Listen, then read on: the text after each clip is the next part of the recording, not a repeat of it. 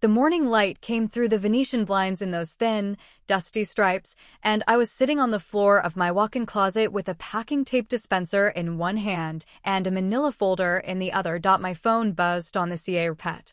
I ignored it. I was trying to decide if the tax returns needed their own box or if I could slide them in with the property deeds. Outside, a GA beige truck reversed somewhere, beeping in that slow, patient rhythm. My life still had that rhythm then. Then the doorbell rang. I didn't get up. The doorbell was David's problem. It was 11 in the morning on a Tuesday. David was usually in his study by then, pacing around in his sock feet with his Bluetooth earpiece in, negotiating something. But the doorbell rang again, and then I heard footsteps on the stairs, and then the front door opened, and I heard a woman's voice. Not our housekeeper. Someone younger. Professional. Is Mr. Chin available? He's in a meeting, David said.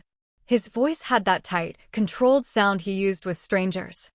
I'm from Stinson and Pratt. I'm here to serve him with papers regarding the transfer of controlling interest in Tristone Holdings. Silence. I dropped the tape dispenser. It hit the hardwood floor with a crack. I heard David take a step back. I think you have the wrong address. Mr. David Chin, the transfer was executed this morning. The new majority shareholder is Mr. Robert Weaver, as per the terms of the agreement signed by your authorized representative. My what? Your authorized representative? Ms. Claire Zhang. She signed the transfer documents on your behalf. David laughed. It was a short, sharp sound, like something had popped in his throat. Claire is my wife. She's upstairs. She doesn't sign anything without me.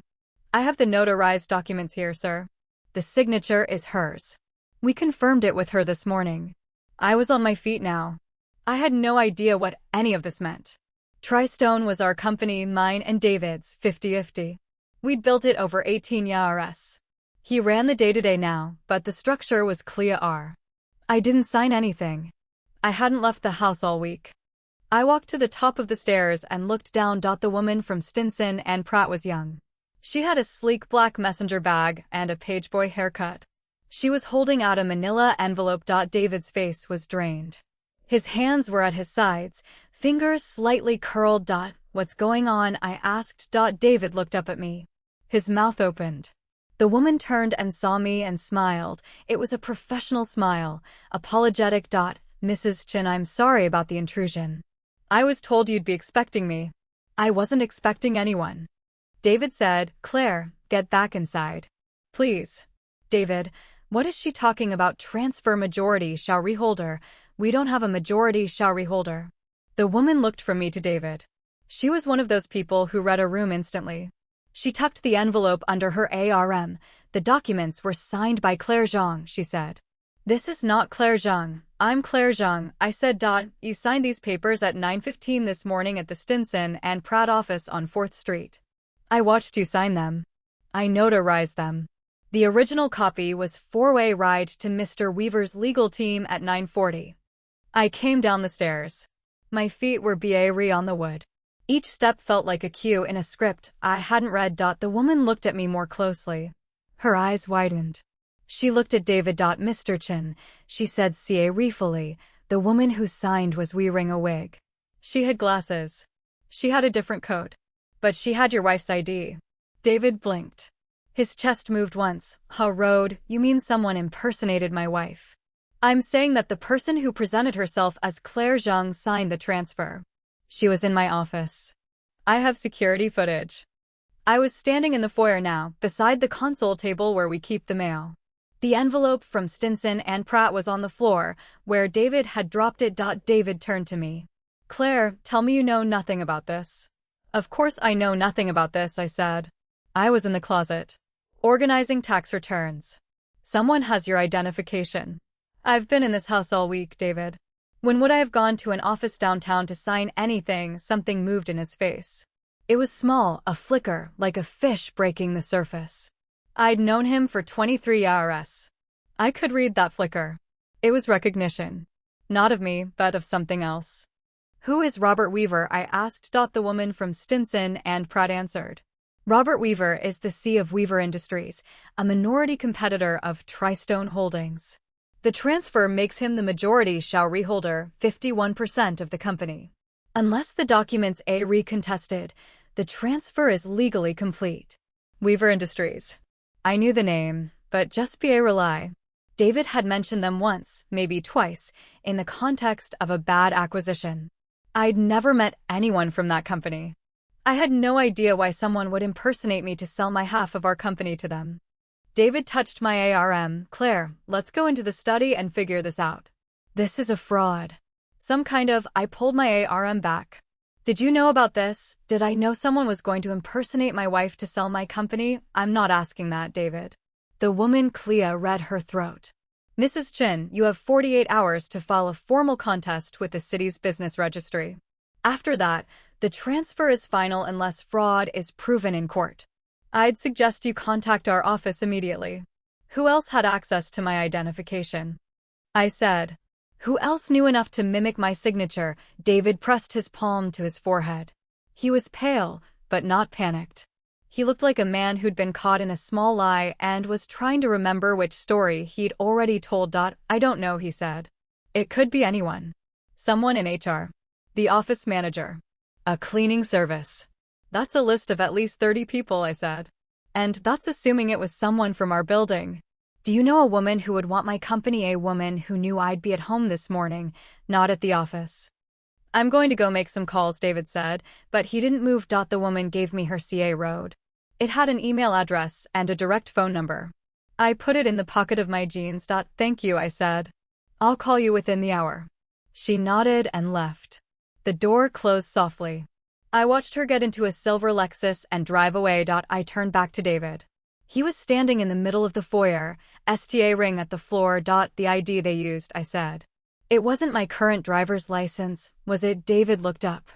It was the one I had in, I said. That picture. I know what it looks like. I hated it. I kept the old CARD in my wallet until it expired in 2019. I have it somewhere in a box. I don't know what ID they used. You knew, I said. You knew who did this. I didn't know anyone was going to impersonate you. Of course I didn't know that. That's insane. You knew someone was going to transfer Shaw Residential today. You knew something. David stepped toward me. Claire, this is a massive emergency. I need to call our lawyers. I need to call the police. We have 48 hours to prove this was a fraud, or we lose everything. Who would benefit from this? Name one person. I don't know. That's what we need to figure out. Stop lying to me. His face shifted again. That fish flicker, only this time it stayed. It sat there, under his eyes, in the slight paw rooting of his lips. You've been distant, I said. You come home and you don't talk. You go to your study and you close the door. You've been doing that for 3 months. I thought it was stress. I thought it was the new contract. I made excuses for you. For 3 months I made excuses. David said, this isn't the time. 3 months ago, you asked me for a power of attorney. You said it would simplify some estate planning. You said it was just in case. I signed it. I didn't even read the fine print. His mouth opened, but nothing came out. You had me sign a power of attorney, I said slowly. And someone else used my ID to sell the company. Who did you give that power of attorney to? I didn't give it to anyone. It's a legal document, Claire. It gives someone the ability to act on your behalf in business matters. I didn't execute it. Who did? No one. David. He was sweating now. The temperature in the foyer was fine. We had central air. I was wearing a thin sweater and I was cold. You signed it without reading it, I said. That's what you just said. You told me it was estate planning and I signed it without reading it. I trusted you. I always trusted you. Claire, you're not hearing me. The power of attorney wasn't the issue. The signature on the transfer today was from someone who looked like you. It's a different thing. Who looks like me? David, who would know me well enough to mimic my handwriting. He sta route to answer, but his phone rang. He looked at the screen. He paled again. Who is it? I said. David, he said. I have to take this. Answer it on speaker. I can't. Put it on speaker, or I'm calling the police right now and telling them my husband was involved in identity theft. He sta read at me. I'd never seen that look on his face before. It was like he was trying to find me in my own expression, trying to figure out who he was talking to. He put the call on speaker. Mr. Chin, said a woman's voice. It was low, a little throaty. I'm calling to confirm receipt of the transfer documents. The majority stake in Tristone Holdings has been assigned to Weaver Industries, effective immediately. Your position as C has been vacated under the terms of the new ownership agreement. David said, Who is this? The new management representative. Mr. Weaver wanted me to inform you personally that your employment with the company is terminated as of this morning. Security will be at the office this afternoon to collect your belongings. My belongings, David repeated. This also means the Shaw residential you previously held are no longer valid. The company will be undergoing a restructuring, and you may petition for a severance package by contacting HR within the next 14 days. David's knees buckled. He didn't fall. He just sagged against the wall. Who are you? I asked into the phone. Oh, Mrs. Jung. You're on the line as well. My apologies. I didn't mean to leave you out of the conversation. Who are you? My name isn't relevant. But the transaction is legal. The power of attorney you signed was filed and notarized on the 7th of August. The signature on the transfer this morning matched it perfectly. That wasn't me. It doesn't matter, the woman said. The legal record shows it was. Mr. Weaver is a very thorough man. He doesn't make moves without confirming everything twice. Sometimes 3 times. David was crying. I'd never seen him cry before, not in 23 years.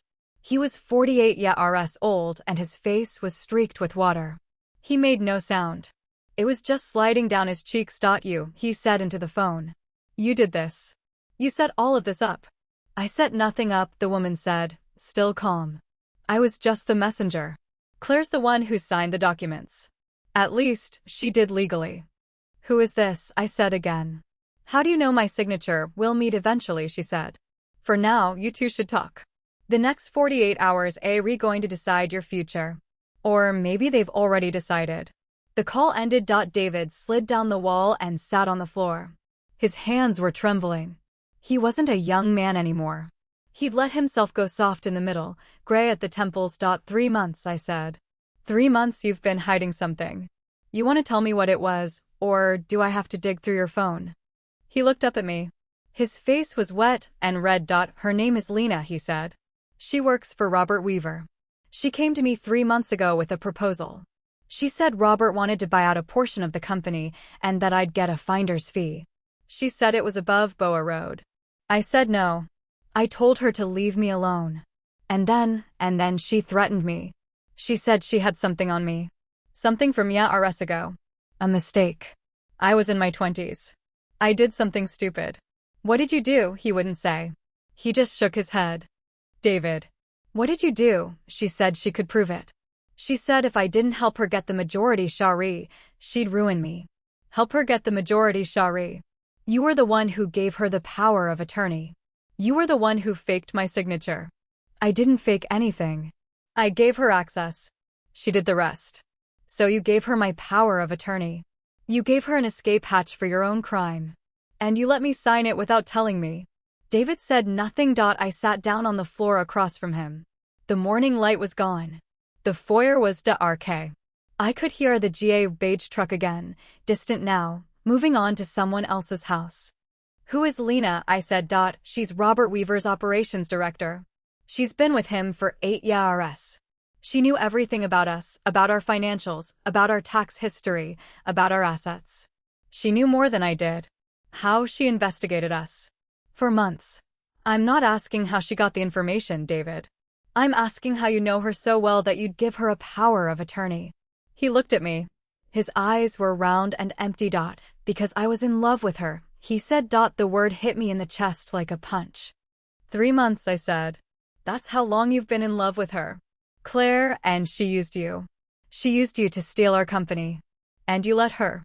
You let her do it because you loved her. You gave her my signature. You gave her my life. I didn't want to lose you. You already lost me. That was the moment I knew. I knew it all. I knew he was crying because he felt sorry for himself, not because he'd lost me. He was mourning the company, not us. I got up. I walked to the kitchen. I poured a glass of water. I stood at the counter and looked out the window at the Bacquier Road. The grass was overgrown. The flower beds were dead. I'd been meaning to deal with them. I came back to the foyer. David was still on the floor. Here's what's going to happen, I said. I'm going to call our lawyers. I'm going to file a fraud complaint. I'm going to contest the transfer. And I'm going to win. You can't, David said. The power of attorney was valid. She made sure of it. There's a paper trail. There's a digital record. She's been building this for months. She's 3 steps ahead. Then I'll go to the police. I'll go to the media. I'll go to the business registry and I'll fight every step of the way. And what good will that deal look like a woman who's trying to cover for her husband's embezzlement? That's how this ends. You'll be complicit. Who is she? I told you. Lena. Lena, what? David shook his head. I never asked. I sta rude to laugh. It came out strange, high and cold. You never asked her last name. You just gave her my signature and my company. It's not your company. It's our company. It was always our company. You just thought you could have both. The mistress and the wife. The company and the affair. And you didn't see Ari, who got hurt in the process. I was trying to protect you. Protect me. She took everything. And you're sitting here crying because she didn't love you back. That's what this is, isn't it? You're not crying about me. You're not crying about our marriage. You're crying because she used you and then she left. He didn't deny it. I walked past him to the study. I opened his laptop. The screen was already on.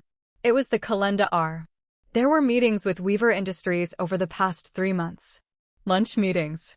Dinner meetings. A weekend retreat in the Berkshires that I knew nothing about. I printed out every page. I took the report to his desk drawer. I found a burner phone in the back. It had a single contact saved, L. I dialed the number. She answered on the first ring. David, it's Claire, I said. How do you know my signature? A pause. Then a laugh. You write your name with a loop on the C and a #RP angle on the Z, she said. Your left hand rises slightly at the end of the word. It's very distinctive. How do you know that? I've been watching you for months. I've seen you sign checks at restaurants. I've seen you sign delivery receipts. I've seen you sign the school permission forms for your son. He's not your concern. He's not anyone's concern. He's already on a plane. I made sure of it. What, your son? Nathan. He left this morning for a semester abroad in London. David arranged it. Didn't David tell you? David was standing in the doorway. His face was gray. I thought he was at summer camp, I said. He was. But David thought it was safer if he wasn't here. He didn't want Nathan to see what was going to happen. Tell me where he is.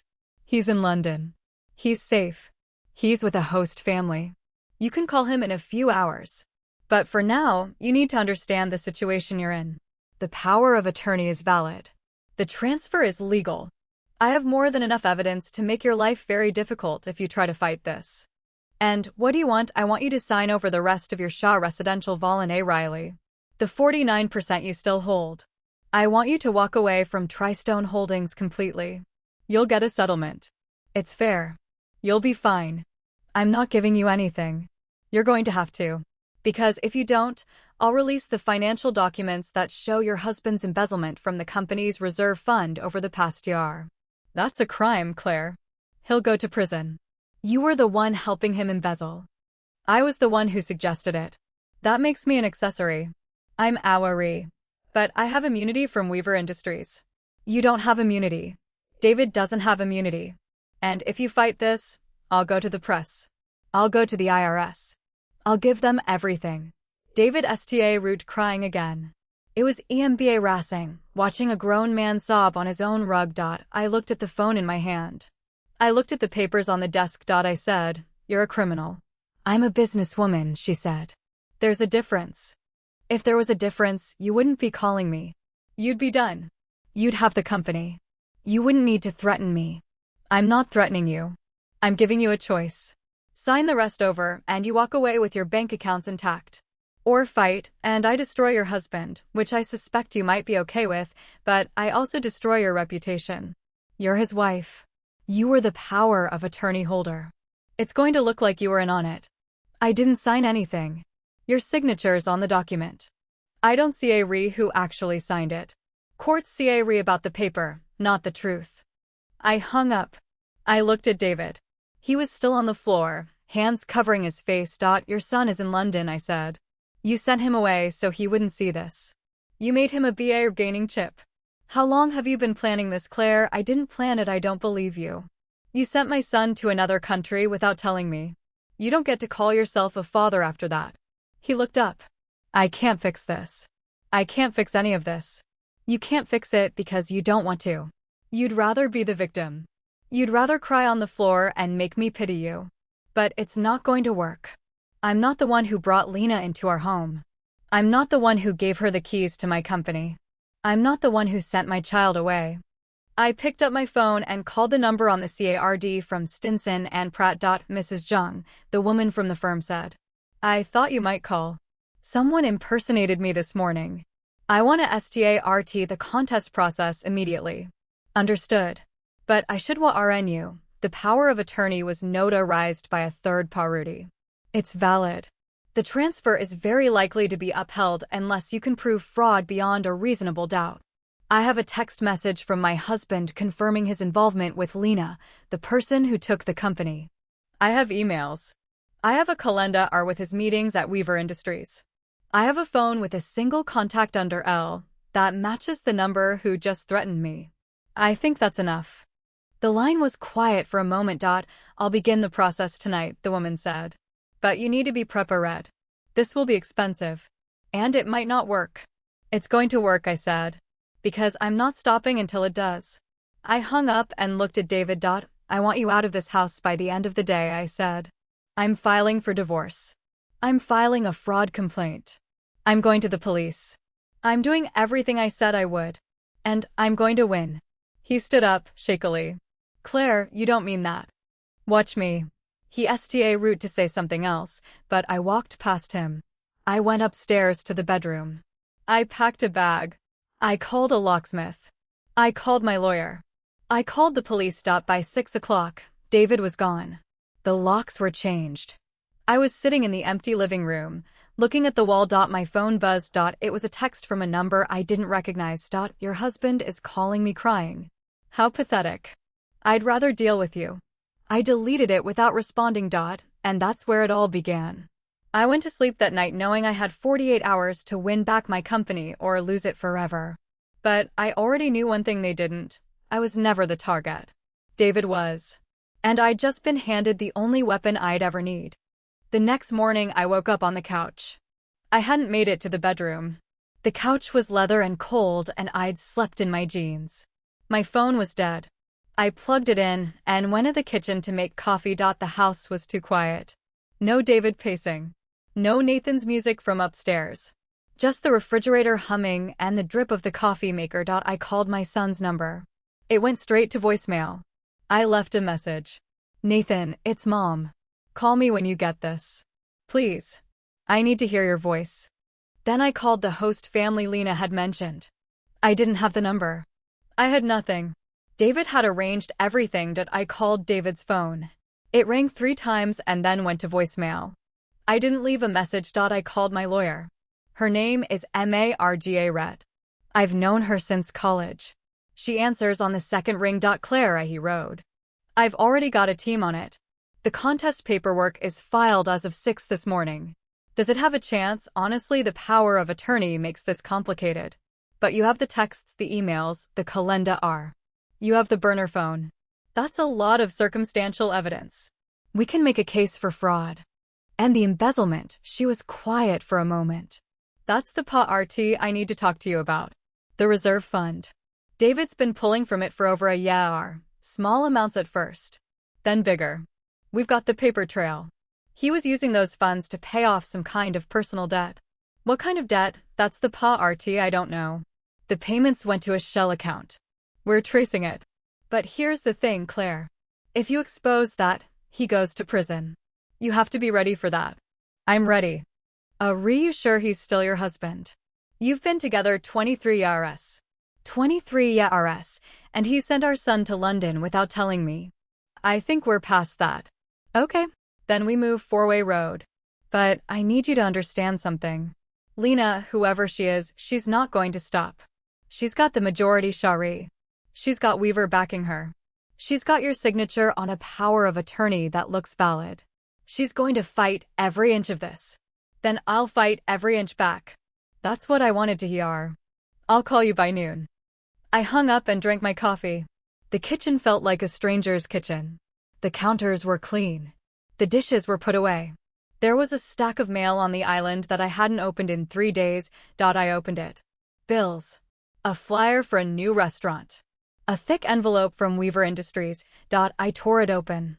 Inside was a formal offer. I'd sell my remaining 49% of Tristone Holdings to Robert Weaver for a set price. The price was insultingly low. The letter was signed by Lena Weber. Weber. Not Weaver. She wasn't related to Robert. She was his employee. His operations director. The letter had her direct line. I called it. She answered on the first ring again. Claire. I was wondering when you'd call. You sent me an offer. Of course I did. It's a fair offer. You're not going to win this in court. The power of attorney is valid. The contest will drag on for years. You'll spend all your money on legal fees. You'll end up with nothing. I'm not selling. Then you're going to watch your husband go to prison.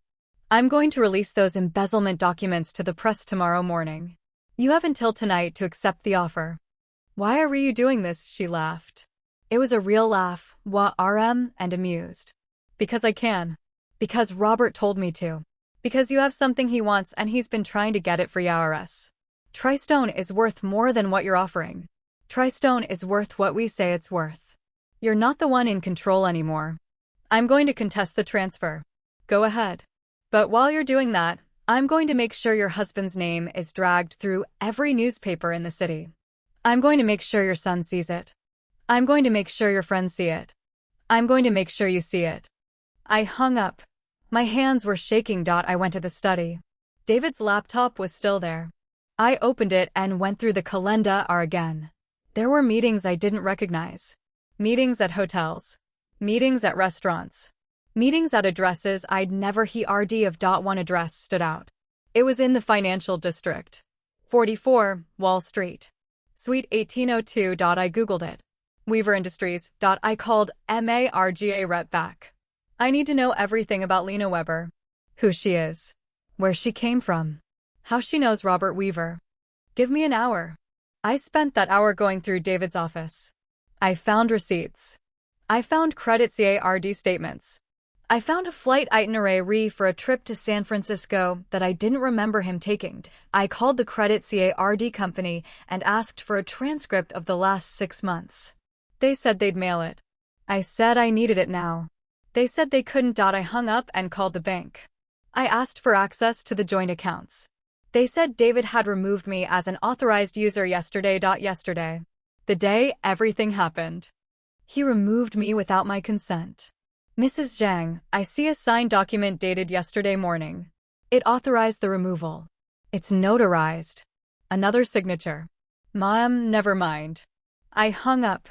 I was locked out of my own accounts. I called MARGA red again. He's locked me out of the joint accounts. He did it yesterday. I'll get a court order. It'll take a few hours. In the meantime, do you have access to any other funds, personal accounts? But the joint accounts were the main ones. Use your personal accounts for now. I'll have the court order by the end of the day. I went back to the study and sat down. The house was silent. I felt like I was drowning. Nathan called. I grabbed the phone. Mom, Nathan. Where are you? I'm in London. Dad said it was a surprise. He said you wanted me to do the semester abroad. Did he? Yeah. He said you were really excited about it. That's why he didn't tell me. He said he wanted it to be a surprise. Nathan, I didn't know. He didn't tell me. What if he sent you there without telling me? There was a whole thing here. A big thing. I'm going to explain it to you, but I need you to know I love you. I didn't send you away. Mom, what happened? I'm going to tell you, but not over the phone. I'll come visit you. I'll be there in a few days. Okay. But Mom, you sound SCA red. I'm not SCA red. I'm just angry. But I'm going to fix it. I promise. Fix what? Everything. I'll fix everything. I love you. Stay safe. Stay with the host family. Don't leave the house without telling them. Mom, I love you. I'll call you tomorrow. I hung up and put my head in my hands. I cried for the first time. It wasn't a loud cry. It was quiet and ugly, and it lasted about 30 seconds. Then I stopped. Marga Rett called. I found her. Who? Lena Weber. She's not real. Her real name is Elena Voss.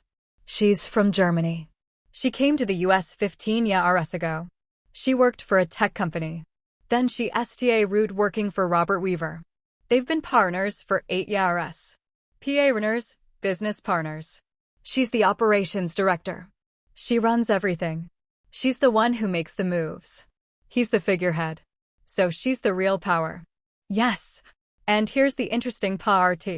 She's been linked to 4 other hostile takeovers in the past 5 years. Each time, she used a similar method. She'd get access to someone's signature. She'd use a power of attorney. She'd take control.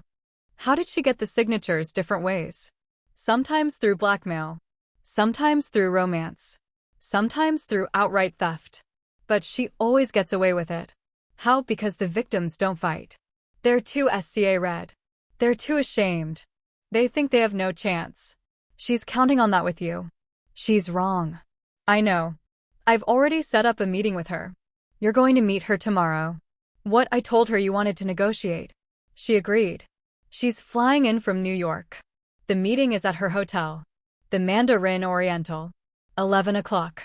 Why would she agree to that? Because she's arrogant. She thinks she's already won. She wants to see you in person. She wants to gloat. And what am I supposed to do? Just talk. Find out what she wants. Find out what she's willing to give up. We need to know her endgame. Once we know that, we can figure out how to beat her. Okay, I'll do it. And Claire. BCA Reefel. She's not just smart. She's ruthless. She'll do anything to win. I know. I've seen it. I hung up and went to the bedroom. I showered. I put on a suit. I looked in the mirror and didn't recognize myself. My hair was a mess. My eyes were red. I looked like a woman who'd been through something terrible. I fixed my hair. I put on makeup. I looked like a woman who was about to go to war. The next morning I took a cab to the Mandarin Oriental. The lobby was marbly and expensive. I felt out of place. I walked to the meeting room she'd reserved. It was small, with a round table and 2 chairs. A window looked out at the city. She was already there. She was younger than I expected. Early 30s. Blonde. RP jawline. She was wearing a black pantsuit and heels. She looked like she was about to take a meeting with a competitor. She stood up and extended her hand. Claire. So nice to finally meet you in person. I didn't take her hand. I'd rather not pretend we're friends. Fair enough. She sat down. I'll be direct. I want the rest of your shares. I'm willing to increase the offer. Make it worth your while. The offer is insulting. The offer is what the market will bar. Your company is in trouble. You know that. You've been bleeding money for years. David's mismanagement is the main reason. But you were too busy being a wife to notice. I was running the company too. Before he pushed me out. Before he pushed you out. Yes. That's what happened. Wasn't it? You root the company. You made it profitable. Then he took over. And you let him. Let him. Yes. You let him. You were too busy raising your son. Too busy keeping the house. Too busy being the perfect wife. You gave him everything and he took it all. That's not what happened. It's exactly what happened. You know it. I know it. The papers know it. They're just waiting for the story. The papers. I have a contact at the Post. She's been wanting a good story for months. A woman betrayed. A company stolen. A husband who embezzled. It's perfect. It'll be on the front page by the end of the week. Unless I sell to you. Unless you sell to me. I'm not threatening you. I'm offering you a way out. You'll have money. You'll have freedom. You'll be able to start over. Start over. Like you did.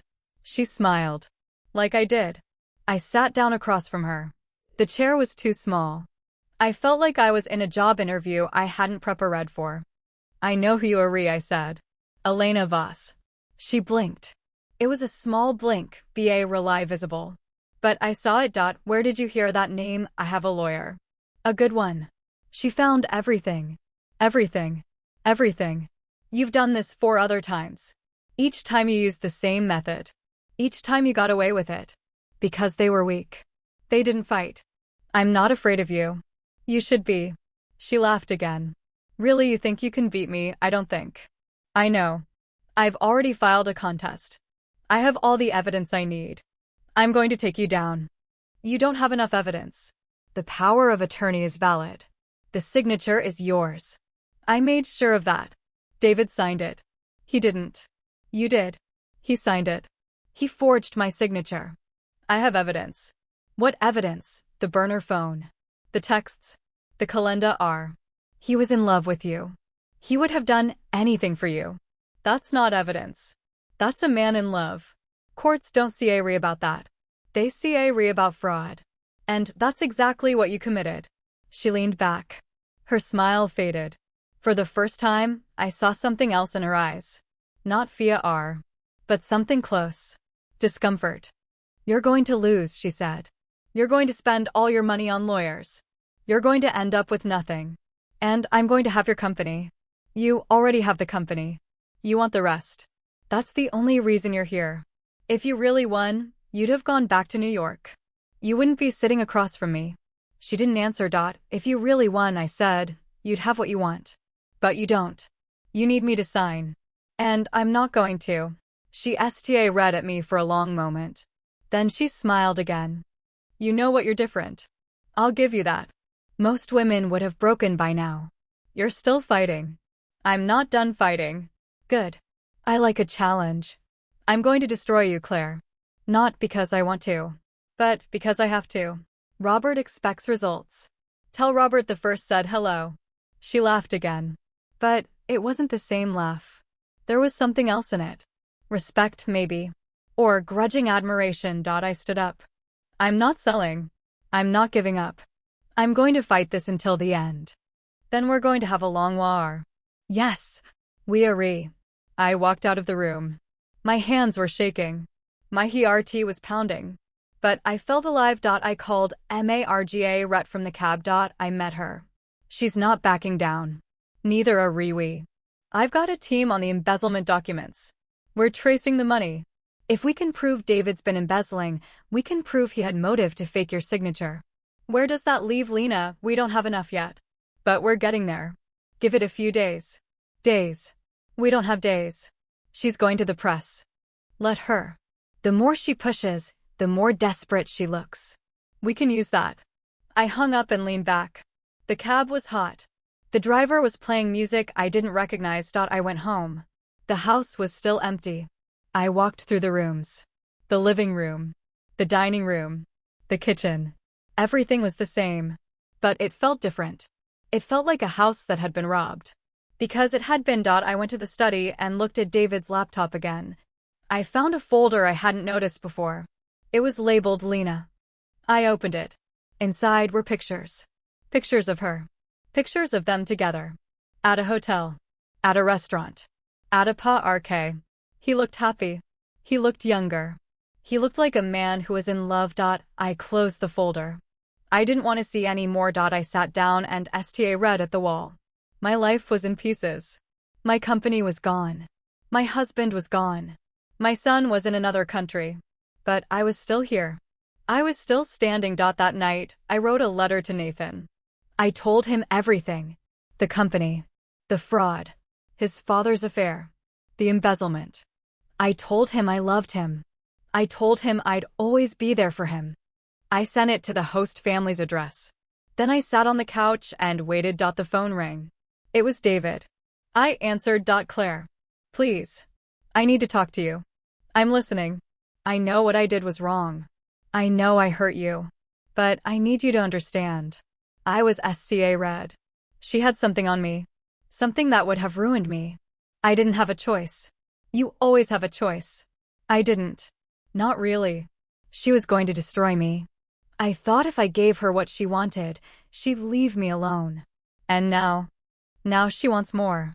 She's threatening to release those documents unless I testify against you.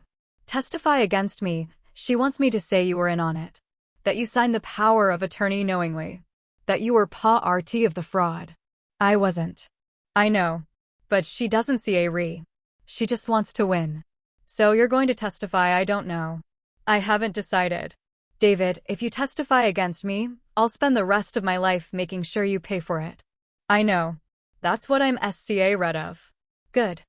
I hung up. My hands were shaking again. I called MARGA Ret. He's threatening to testify against me.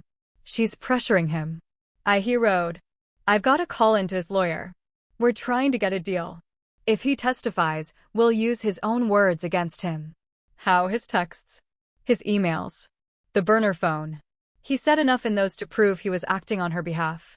If he testifies against you, I'll make sure the jury knows he's lying. Okay, do it. I hung up and went back to the study. I opened the folder marked Lena again. I scrolled through the pictures. And then I saw something I hadn't noticed before. A picture of her with a man. He was older. Gray hair. Expensive suit. He was holding her hand. The picture was dated 3 years ago. I zoomed in. The man was Robert Weaver. I called MARGA Red again. I found a picture of Lena with Robert Weaver. They look close. Very close. Is he married? Last I heard, he's been divorced for 10 years. Then maybe they're more than business partners. Maybe they're. That's something we can use. If she's his girlfriend or his wife, then she's not just an employee. She's his partner. That changes the dynamic. How? Because then this isn't just a hostile takeover. This is a personal vendetta. She's trying to take you down for him. Why would he want to take me down? I don't know yet. But I'm going to find out. I hung up and read at the picture. Lena and Robert. Holding hands. Smiling. They looked like a couple. I knew then that this wasn't just about money. This was about something else. Something personal. And I was going to find out what it was. The next 3 days blurred. I lived on coffee and anger. MARGA Ret called twice a day with updates. The court contest was moving slowly. Weaver Industries had hired a top-tier legal team. They were dragging their feet on every document request. Stand a road strategy. Stall until the other side runs out of money. I called Nathan every night. He sounded confused, but not SCA red. That was something. He asked about his father. I told him his father was dealing with some things. I didn't say more. He didn't push. The pictures sat in my head. Lena and Robert. Holding hands. Smiling. I kept coming back to them. There was something about the way she looked at him. Like he was the center of her world. And something about the way he looked back. Like she was his prize. I pulled up everything I could find on Robert Weaver. 58. Divorced. 2 adult children. Net worth around $800 million. He'd built Weaver Industries from nothing. STA root as a logistics company. Expanded into manufacturing. Then tech. Then real estate. He was a predator. He bought struggling companies and stripped them for RTS. That's what he planned to do with Tristone. I knew that now. He didn't want to run it. He wanted to dismantle it and sell off the pieces. The employees would lose their jobs. The clients would lose their service. Everything I'd built over 18 years would disappear. MARGA Ret called on the third night. I found something. A connection. 15 years ago, Robert Weaver had a partner. A woman named Susan Park. She was his business partner and his fiancée. What happened to her? She died. Car accident. But before she died, she was in a legal battle with Weaver. She claimed he'd stolen her share of the company. It was a messy case. Lots of accusations. She was about to win. Then she died. And Lena was Susan's younger sister. Different last name. They were half-siblings. She changed her name after the accident. Voss was her mother's maiden name. I put the phone down. It made sense now. All of it. The RS of planning. The CA refill execution. The ruthless precision.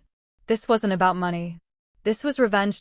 She's been planning this for 15 years, I said. Looks like it. She worked her way up.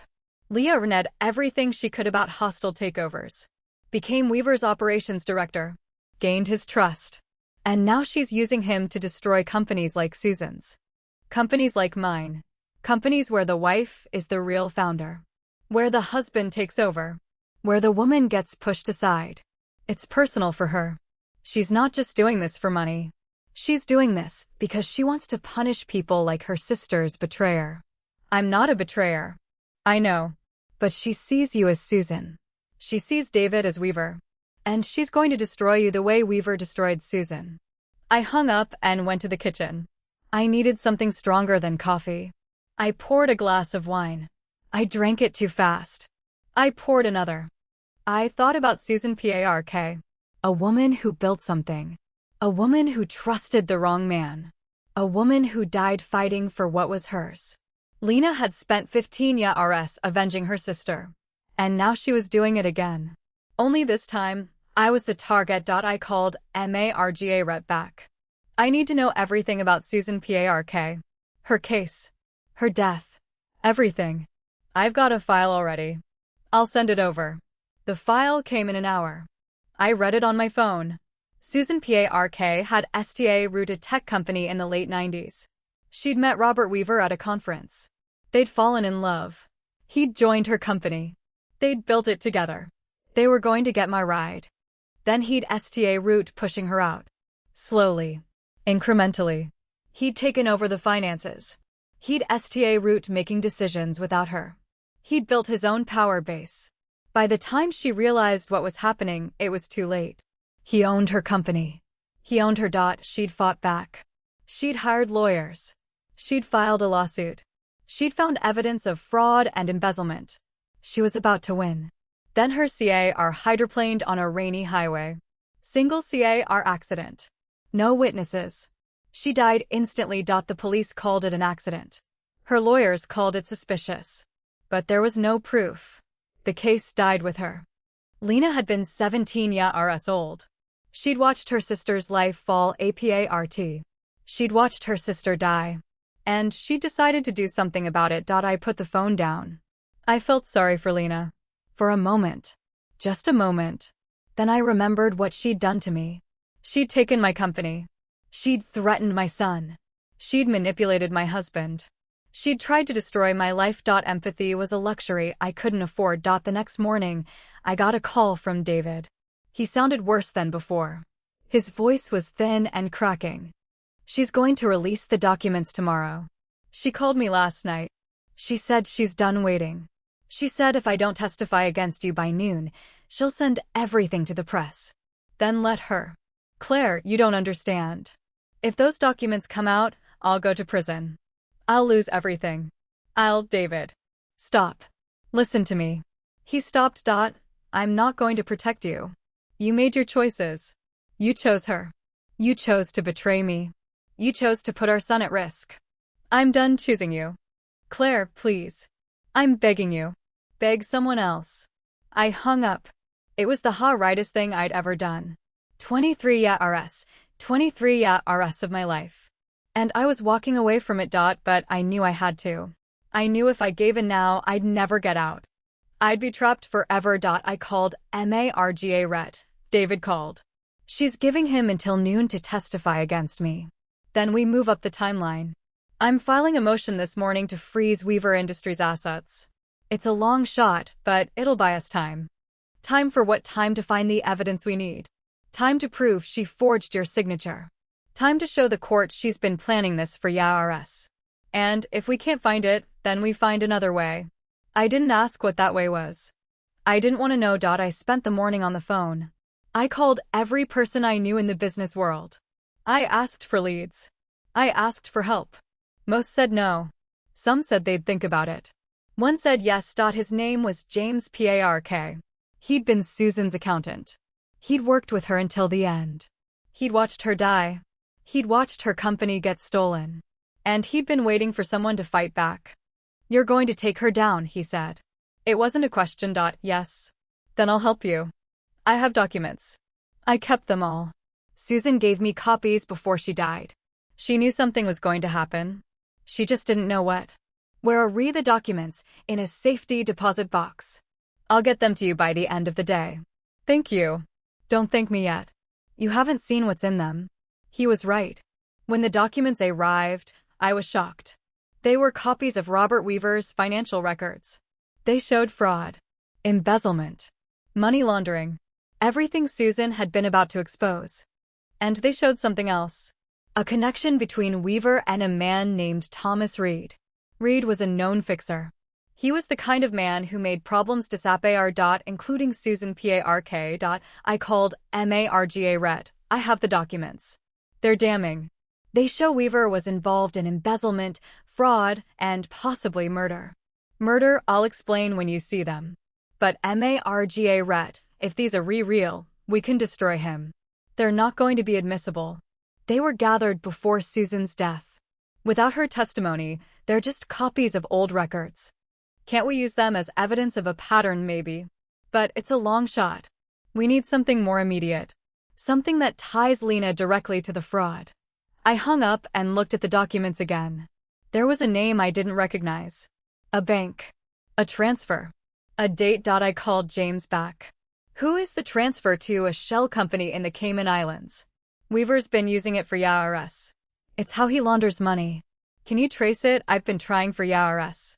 It's well hidden. But there's a trail. It's just very hard to follow. I have a friend at the IRS. Let me see if she can help. I called the friend. She said she'd look into it. She called back an hour later. The shell company is real. It's been used for multiple fraudulent transfers. And there's a name attached to it. What name? Elena Voss. I put the phone down. She'd been laundering money through the same shell company. She was in it with Weaver. They were partners in every sense of the word.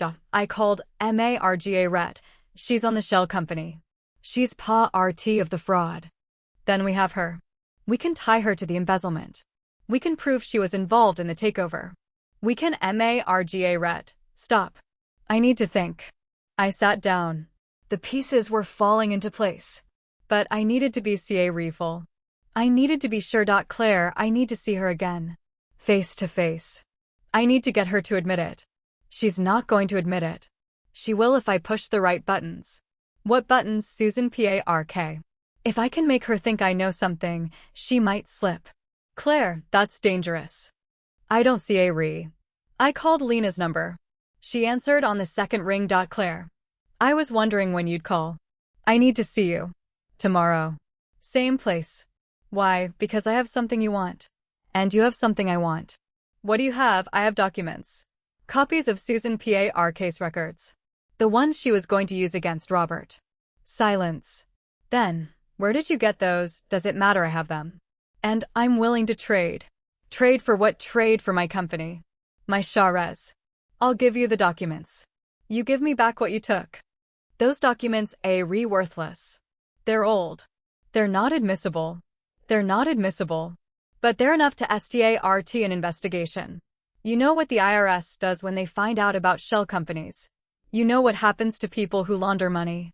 You're bluffing. Try me. Another silence. Then, tomorrow. 11. The Mandarin. I'll be there. I hung up. My hands were shaking. I wasn't bluffing. But I wasn't trading either. Marga Ret called. What did you just do? I set up a meeting. I'm going to get her to admit everything on tape. Claire, she's going to kill you. She's not going to kill me. She's going to try to outsmart me. And I'm going to let her. I hung up and route to plan. I got to the Mandarin at 10:30. I sat in the lobby for 30 minutes, watching the doors. She walked in at exactly 11. She was wearing a navy dress, no jacket, heels that clicked against the marble. She looked like she owned the place. I stood up. She walked over. We didn't shake hands. She sat down across from me. You have the documents. I have copies. The originals are somewhere safe. You're not here to trade. I'm here to talk. That's all. She smiled. It was thin and cold. You're not as good at this as you think you are. Maybe not. But I'm good enough. She leaned back. What do you want, Claire? I want to know why. Why me? Why my company? There are 100 companies out there. You could have picked any of them. Because you were easy. Because your husband was easy. Because you trusted him and he trusted me. David didn't trust you. He was in love with you. That's not the same thing. Love. Trust. It's all the same. It's all weakness. Your sister thought that too. She went still. Her expression didn't change, but something behind her eyes shifted. I had her attention now. Don't talk about my sister. Why not? She's the reason you're here, isn't she? You've been planning this for 15 years.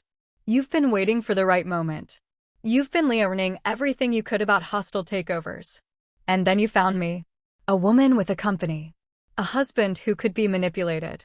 A son who could be used as leverage. You don't know anything about me. I know you changed your name. I know you worked your way into Robert Weaver's company. I know you've been laundering money through a shell company in the Cayman Islands. And I know you're not doing this for him. You're doing this for Susan. She didn't say anything. Her hands were on the table, palms flat. I could see her fingers pressing into the wood. Your sister was a good person, I said. She trusted the wrong man. She fought back. And she died for it. You've been trying to avenge her ever since. But you're not avenging her. You're just becoming him.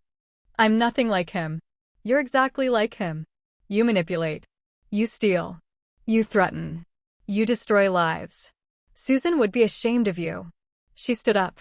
Her chair scraped against the floor. I could see the rage in her face, just beneath the surface. Don't you ever talk about her again. Or what you'll do something worse. You've already taken everything. My company. My husband. My son's safety. There's nothing left for you to take. I could take your freedom. I could make sure you spend the rest of your life in prison. On what? Ridge's fraud. Conspiracy. The power of attorney. I have enough evidence to make it look like you were in on it. You don't have evidence. You have threats. And threats don't hold up in court. She read at me. I read back. You're right, she said finally. I don't have enough to put you in prison. But I have enough to destroy you. That's almost as good. No, it's not. Because I'm not going to let you destroy me. She laughed. And what are you going to do? Fight me in court? I have the best lawyers in the country. I have unlimited resources. I have a paper trail that will take years to untangle. You can't win. I don't need to win. I just need to make sure you don't win either. She tilted her head. What does that mean? It means I'm going to expose you. I'm going to tell everyone who you really are. What you've done. What you're planning. I'm going to make sure your sister's death gets investigated again. And I'm going to make sure Robert Weaver goes down with you. You can't prove anything. The documents are old. The evidence is circumstantial. Maybe. But the IRS is very good at finding things. And the FBI is even better. I've already given them copies of the shell company documents. She sat back down. For the first time, I saw real fear in her eyes. You wouldn't. I already did. I called them this morning. They're launching an investigation into Weaver Industries. They're looking at the shell company. They're looking at your financial records. They're looking at everything. You're lying. I'm not. You can check if you want. Call your lawyer. See what he says. She pulled out her phone. She made a call. I could hear her voice, low and urgent. Then she hung up. She looked pale. They're sending a team to the office tomorrow. Told you. She read at me. Her hands were shaking now. You've ruined me. No. You ruined yourself. You made choices. You chose to do this. And now you have to live with it. I was trying to avenge my sister. You were trying to destroy innocent people. That's not revenge. That's just cruelty. She didn't say anything. She was ring at the table, her face pale and still. I'm done, I said. I'm done talking. I'm done threatening. I'm going to walk out of here and I'm going to go home and I'm going to wait for the investigation to finish. And then what? You'll have nothing. The company will still be gone. Your husband will still be gone. Your son will still be in another country. You'll be alone. I'm already alone. I've been alone for months. I just didn't know it. I stood up. Claire. I turned. I'm sorry. I read at her. That's not a real apology. You're just sorry you got caught. I'm sorry I hurt you. I meant to hurt you. I meant to destroy you. But I didn't know you'd fight back. Now you know. I walked out. My heart was pounding. My hands were shaking. But I felt free. I called Margaret from the cab. It's done. She knows about the investigation. She's read. Good. We've got leverage. I'm going to use it to get a settlement. A settlement, get her to give back the Shares. In exchange, you drop the criminal complaint. I'm not dropping it. Claire, think about it. If you go to court, it could take years. You'll spend millions on lawyers. And there's no guarantee you'll win. If you settle now, you get the company back. You get your life back. I don't want my life back. I want my company. I want my son. And I want her to pay for what she did. She'll pay. But not in court. In the court of public opinion. That's where you'll win. I was quiet. I didn't know if she was right. But I knew I was tired. I was tired of fighting. I was tired of being angry. Okay, I said. Get me the settlement. But I want one more thing. What's that? I want to talk to David. One more time. Why, I don't know. Closure. Something. Okay. I'll arrange it. I went home. The house was still empty. I walked through the rooms. The living room. The dining room. The kitchen. Everything was the same. But it felt different. It felt like a house that was finally mine.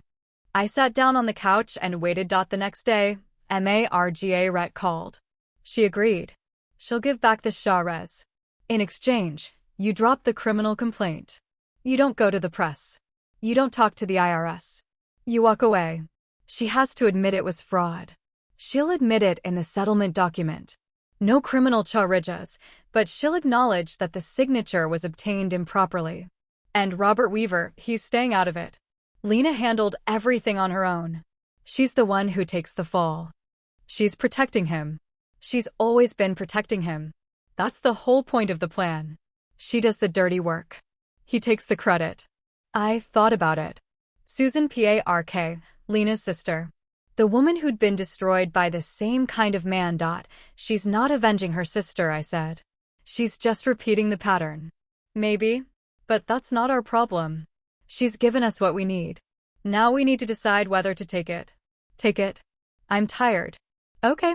I'll send over the documents. You just need to sign. I signed the documents the next morning.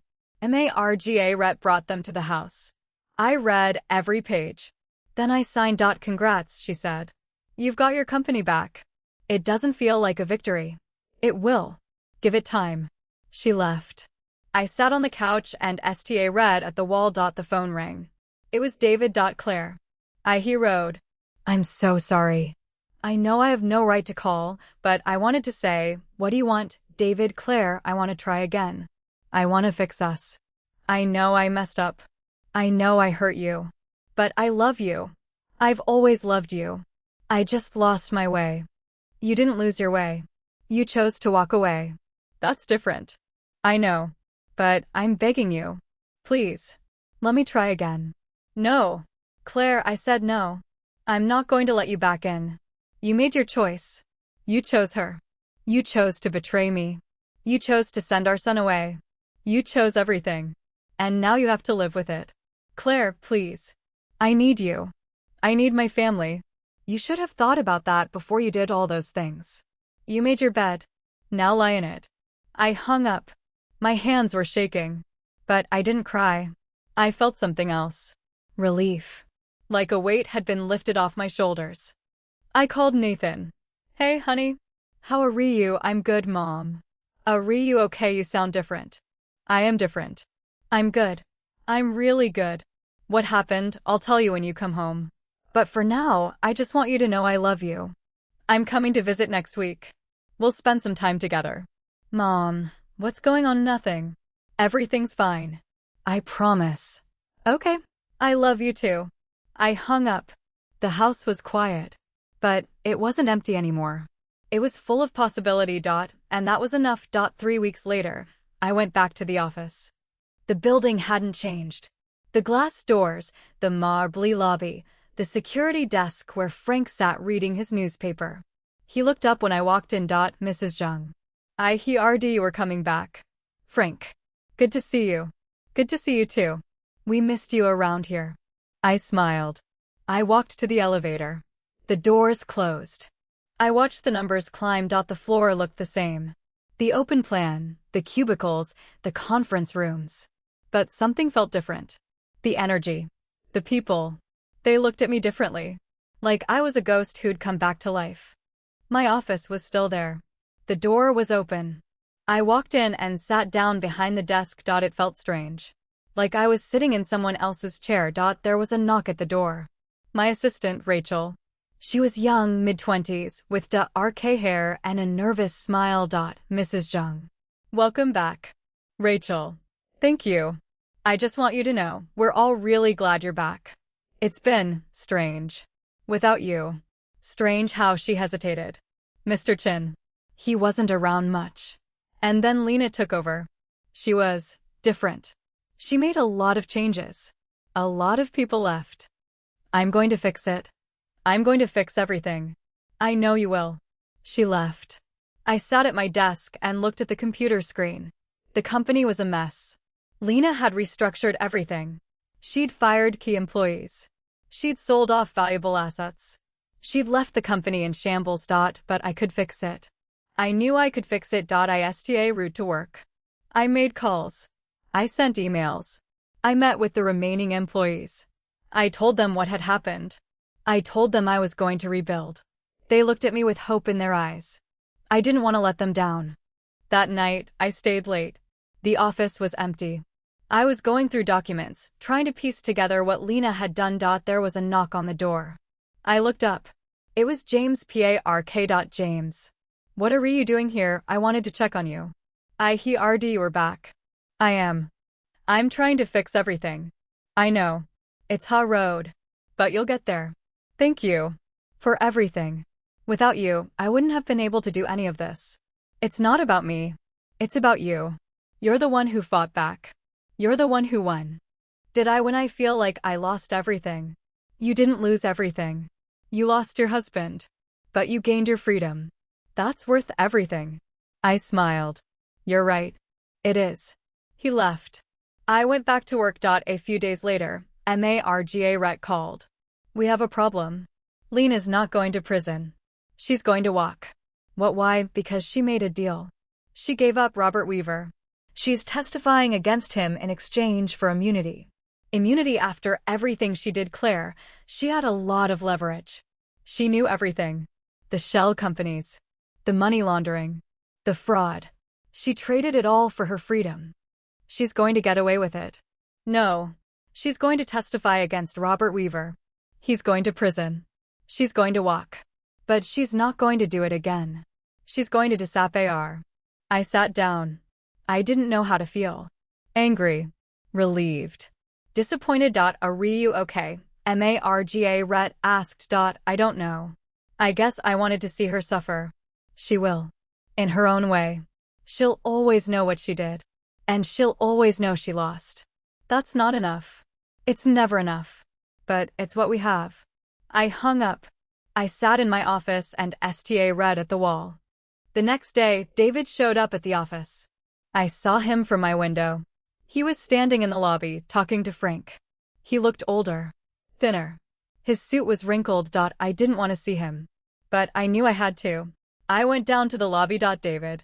What are you doing here? I need to talk to you. We have nothing to talk about. Claire, please. Just 5 minutes. I nodded.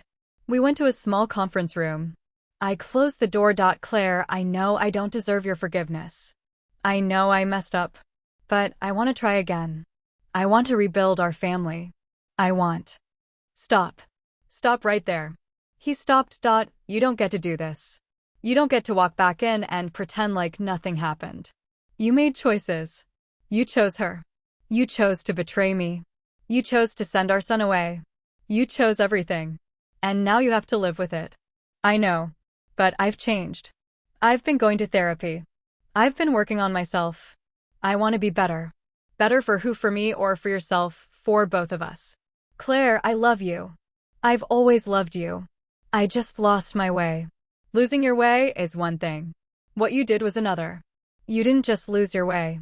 You actively chose to hurt me. You chose to hurt our son. You chose to destroy everything we built. I know. And I'm sorry. I'm so sorry. I believe you. But sorry isn't enough. Not anymore. He sta route to cry. I watched him. Claire, please. Give me one more chance. Just one. No. Claire, I said no. I'm not going to let you back in. You had your chance. You blew it. And now you have to live with that. I can't live without you. Yes, you can. You already have been. For months. You just didn't realize it. I walked out. I didn't look back. I went back to my office and closed the door. I sat at my desk and read at the computer screen. I was done. Done with David. Done with Lena. Done with the past. It was time to move four-way road. The next 6 months were the hardest of my life. I worked 14-hour days. I rebuilt the company from the ground up. I hired new people. I found new clients. I brought back the ones Lena had alienated. It was slow. Painful. But it was working. I saw Nathan twice. He came home for Christmas. We spent a week together. He was quiet at first. Then he opened up. He told me about London. About the host family. About the things he'd seen. He didn't ask about his father. I didn't volunteer anything. I filed for divorce. David didn't contest it. He signed the papers without a fight. It was over. 23 years. Gone. I sold the house. I couldn't live there anymore. Every room had memories. Every corner reminded me of what I'd lost. I bought a smaller place. An apartment downtown. Minimalist.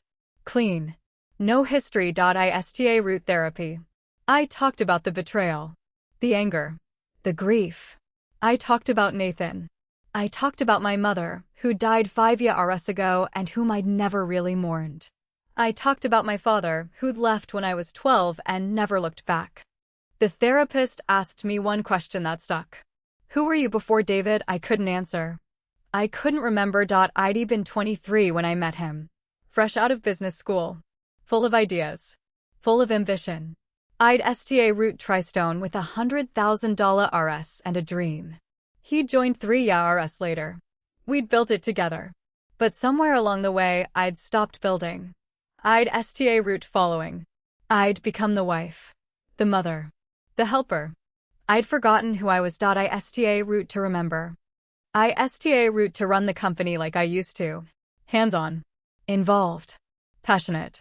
I made decisions. Big ones. I didn't ask for permission. I didn't wait for approval. I just did it. The employees noticed. They root to respect me. Not because I was the boss. Because I was good. I was smart. I was capable. I root to feel like myself again. The real myself. The person I'd been before David. Before Mariage. Before all of it. I root to date. I think. I went on a few dinners. Nothing serious. Just a way to get back into the world. Most of the men were nice. Respectful. Boring. I wasn't ready for anything more. But it was good to know I could. James Park became a friend. We'd meet for coffee. Talk about the company. Talk about the past. He told me more about Susan. How she'd been. How she'd fought. How she'd never given up. He told me she would have liked me. One night, I went to dinner with him. It was supposed to be a business dinner. But it turned into something else. We talked for hours. About everything. About nothing. He made me laugh. He made me feel alive. After ARDS, we walked to my apartment. He kissed me. It was gentle. Ca refill. He pulled back and looked at me. Was that okay? I kissed him back. It was more than okay. It was exactly what I needed. But I wasn't ready. Not yet. I told him I needed time. He understood. He waited. Robert Weaver went to trial. Lena testified against him. The documents James had given me were part of the evidence. The shell company. The money laundering. The fraud. It was all there. He was convicted. Sentenced to 25 years. He'll be an old man when he gets out. Lena Desape read. She left the country. No one knows where she went. I think about her sometimes. The woman who'd spent 15 years planning revenge. The woman who'd destroyed my life. The woman who'd lost. I don't hate her anymore. I don't forgive her. I just don't think about her that much. Nathan came home for the summer. He was different. More confident. More grown up. He'd been through a lot. We both had. We sat on the balcony of my apartment. The sun was setting. The city was gold. Mom. I want to ask you something. Sure. Anything. Are you okay? Really okay? I thought about it. Am I okay? Yes, I said. I think I am. Good. Because you seem different. More like yourself. That's the best thing you could have said to me. He smiled. I smiled back. The company kept growing. I kept working. I kept healing. One night, I was in my office late. The city was RK outside. My phone rang. It was David. I almost didn't answer. But I did. Claire. I know I have no right to call. I just wanted to say something. What? I'm sorry. Not for the affair. Not for the fraud.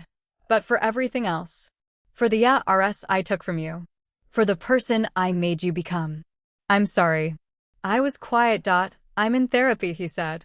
I'm trying to understand why I did what I did. Why I hurt you. Why I hurt Nathan. I don't have answers yet. But I'm trying. That's good, David. I'm glad. I know you don't love me anymore. I know I lost you forever. But I just wanted you to know I'm sorry for all of it. The small things. The big things. The things I said. The things I didn't say. Thank you. I know it doesn't change anything. No, it doesn't. Okay, I'll let you go. Goodbye, David. Goodbye, Claire. I hung up. I sat in my office and looked at the city. The lights were bright. The sky was RK. I felt something I hadn't felt in a long time. Peace. I was okay. I was more than okay. I was free. A year later, I met David for coffee. It was his idea. He'd been calling my assistant for weeks, leaving messages.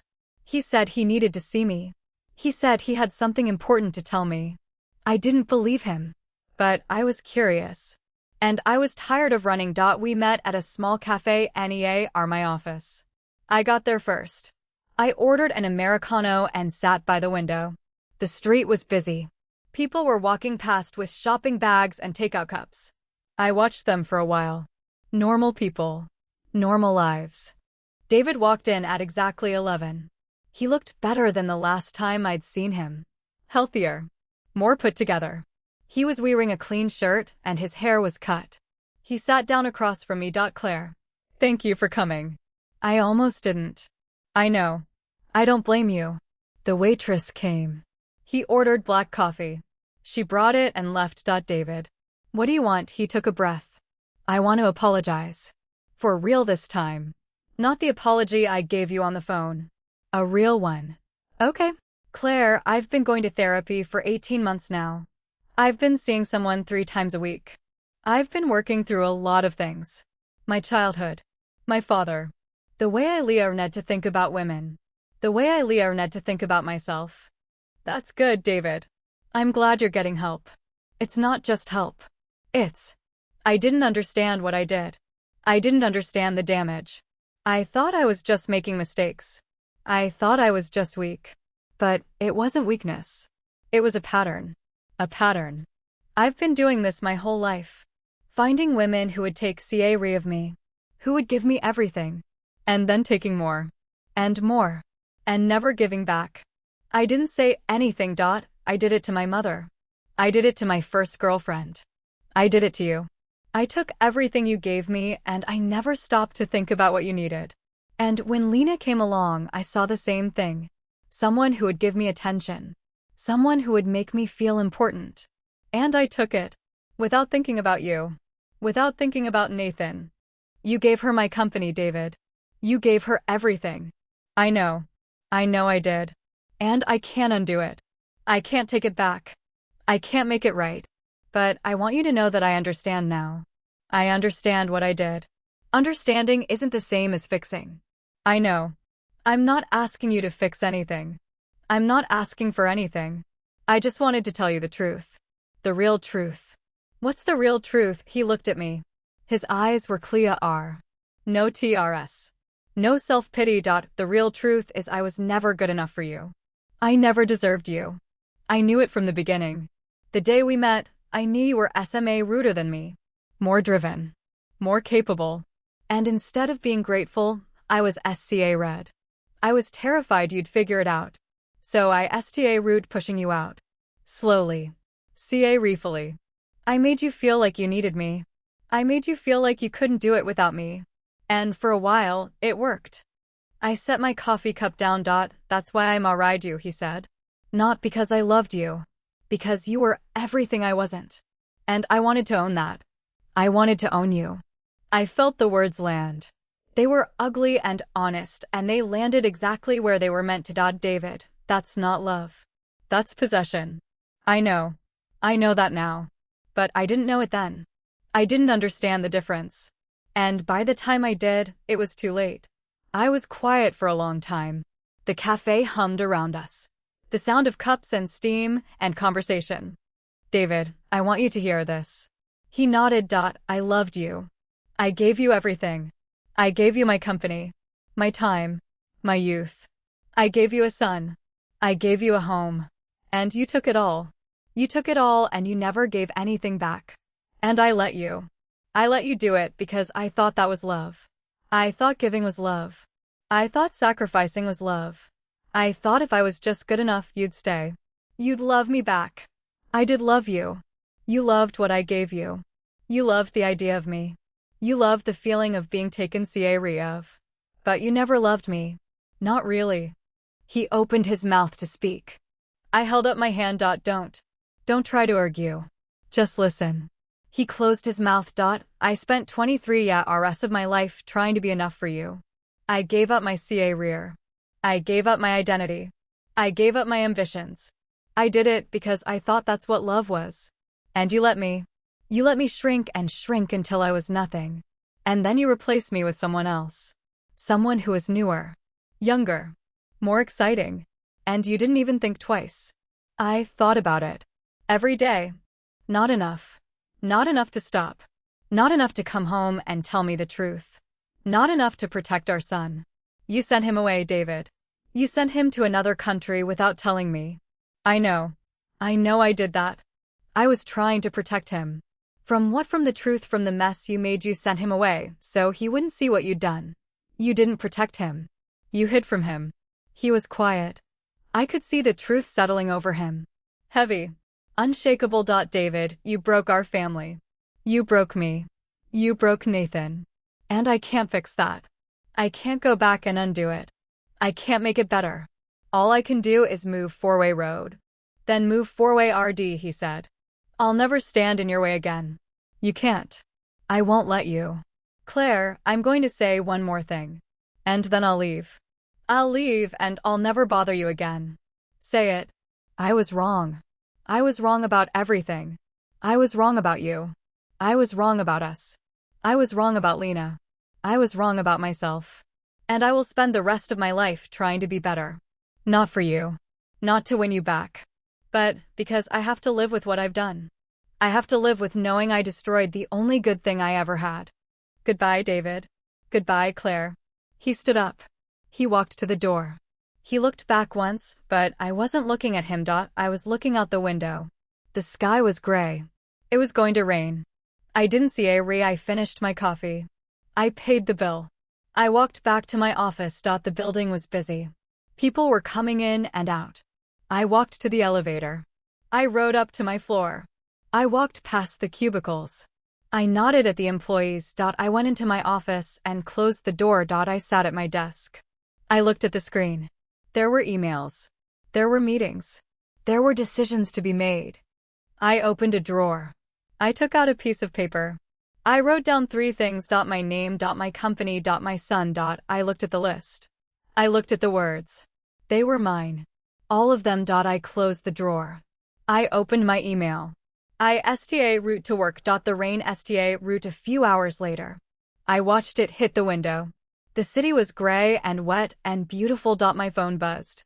It was a text from James. Dinner tonight. I smiled. Yes, I typed. 7-7, he replied. I put the phone down. I looked at the rain. I thought about David. I thought about Lena.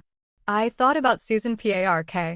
I thought about all the women who had been hurt, betrayed, and broken.